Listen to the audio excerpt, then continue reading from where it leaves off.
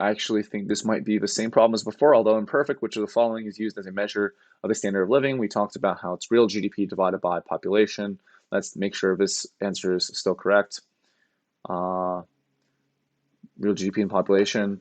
The economic variable that is used as a measure of standard of living, despite being imperfect, is the per capita real gross domestic product. Per capita GDP is a ratio of real GDP with respect to population in the country. That's correct.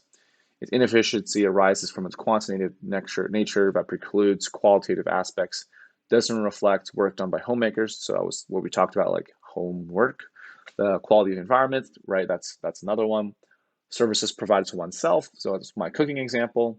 It also excludes the value of leisure and happiness.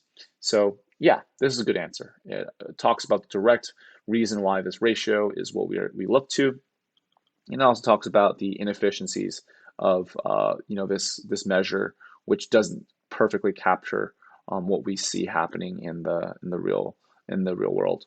So it's going to be correct.